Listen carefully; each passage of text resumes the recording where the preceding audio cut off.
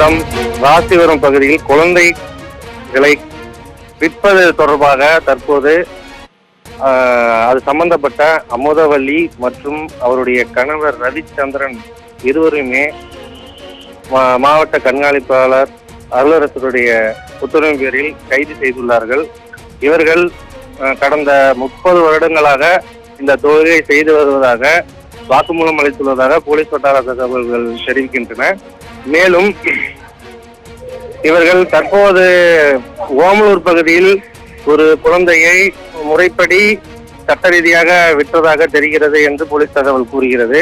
மேலும் ராசிபுரம் அடுத்துள்ள கொல்லிமலை பகுதியில் 2 பெண் குழந்தைகள் கடந்த ஒரு 20 நாட்களுக்கு முன்பாக விற்கப்பட்டுள்ளதாக தற்போது அமுதவல்லி வாக்குமூலம் அளித்துள்ளார். இந்த வாக்குமூலம் என்பது தற்போது அளித்துள்ளார். மீண்டும் தொடர்ந்து இவருடைய விசாரணை நடைபெற்று வருகிறது. இந்த விசாரணையில் மேலும் பல உண்மைகள் வெளிவரும் என்று போலீஸ் வட்டாரங்கள் தெரிவிக்கின்றார்கள். கௌரிசங்கர், தற்போது அமுதா என்ற இந்த செவிலியர் மீது எந்தெந்த பிரிவுகளின் கீழ் வழக்கு பதிவு செய்யப்பட்டிருக்கிறது? அவர் மீது எடுக்கக்கூடிய நடவடிக்கைகள் என்ன? தற்போதுள்ள சமுதாய சூழ்நிலையில் குழந்தை இல்லாத தம்பதியரை குறிவைத்து இதுபோல் குழந்தை விற்பது என்பது நிகழ்ச்சிகள் நடந்து வருகிறது. இது சம்பந்தமாக பல பேர் மேல் சந்தேகத்தின் பேரில் தற்போது வழக்குகள் பதியப்பட்டுள்ளது. இந்த அமுதவல்லி என்பவர் கடந்த 30 வருடங்களாக இந்த குழந்தை விற்கும் தொழிலை செய்து வருவதாக வாக்குப்பாடியில் தெரிவித்துள்ளார். ஆனால் வாக்குமூலத்தின்படி பார்த்தால் கடந்த 10 வருடங்களாக இந்த தொழிலை மும்முரமாக செய்து வருகின்றதாக தெரிகிறது. இவர் மேல் தற்போது வழக்குகள் என்ன பிரிவின் கீழ் வழக்குகள் பதியப்பட்டுள்ளது என்பதை போலீஸ் தரப்பில் தகவல்கள் எதுவும் கூறவில்லை. தற்போது கைது செய்துள்ளோம். நாளை காலை 10 மணிக்கு மேலே இவர்கள் மீது என்ன வழக்கு என்பதை நாங்கள் தெரிவிக்கிறோம் என்று கூறியுள்ளார்கள். கௌரிசங்கர், இதுவரை எத்தனை குழந்தைகள் அமுதா என்ற இந்த பெண்மணி மூலமாக விற்பனை செய்யப்பட்டிருக்கிறது? அவரிடம் நடத்தப்பட்ட முதற்கட்ட விசாரணையில் வெளிவந்திருக்கக்கூடிய தகவல்கள் என்ன?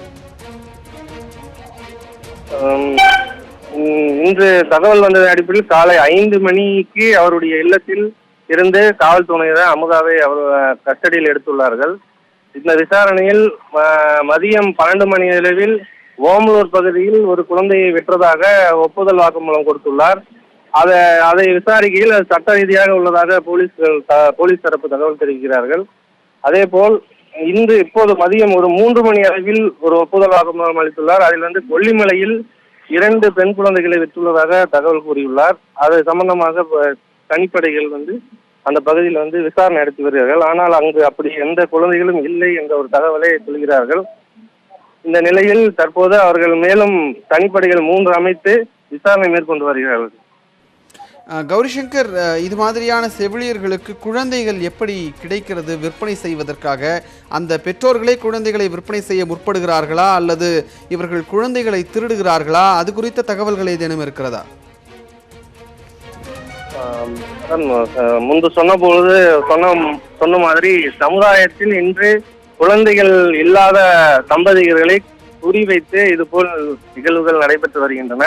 பொதுவாக செவிலியர்கள் என்பவர்கள் அங்கு வருகின்ற ஏழைகள் என்று தெரிந்தவுடன் அவர்களிடம் நன்காக பாசமாக பழகி இந்த குழந்தைகளை நீங்கள் எப்படி வளர்ப்பீர்கள் என்று அவர்களுடைய மனதை மாற்றி அவர்களிடமிருந்து இந்த குழந்தைகளை ஒரு குறைந்த விலைக்கு பேரம் பேசி பிறகு அங்கு வருகின்ற பணக்காரர்களுக்கு குழந்தை இல்லை என்று சொல்லி ஏற்கனவே அவர்களிடம் சொல்லி வைப்பவர்களுக்கு இதற்கும் இடைத்தரகர்கள் நிறைய பேர் இருக்கிறார்கள். இவர்கள் மூலம் தொடர்பு எல்லாமே போன் வழியாகவே இவர்கள் தொடர்பு கொள்கிறார்கள். தொடர்பு கொண்டு இந்த குழந்தையை ஒரு சட்ட விரோதமாக தான் தொடர்ந்து விற்பனை செய்து வருகிறார்கள். இது கடந்த 10 ஆண்டுகளாகவே நடைபெற்று வருகின்றது என்று முதல் தகவல் கூறுகிறது. நன்றி கௌரிசங்கர், உங்களுடைய தகவல்களுக்கு. ராசிபுரத்தில் 30 ஆண்டுகளாக குழந்தைகளை விற்பனை செய்து வந்த செவிலியர் அமுதா என்ற பெண் தற்போது கைது செய்யப்பட்டிருக்கிறார். பெண் குழந்தை 3 லட்சம், ஆண் குழந்தை 4 லட்சம் என்று பேரம் பேசக்கூடிய ஆடியோவும் வெளியாகி இருந்தது. இந்த நிலையில் நாமக்கல் ராசிபுரத்தில் 30 ஆண்டுகளாக குழந்தைகளை தற்போது விற்பனை செய்து வந்த செவிலியர் கைது செய்யப்பட்டிருக்கிறார். இது குறித்து முக்கிய செய்தியை தற்போது நாம் பார்த்து கொண்டிருக்கிறோம். அமுதா மீது எந்தெந்த மாதிரியான நடவடிக்கைகள் எடுக்கப்படும் என்பது குறித்து அடுத்தடுத்து வரக்கூடிய செய்தி தொகுப்பில் நாம் தொடர்ந்து பார்க்க இருக்கிறோம்.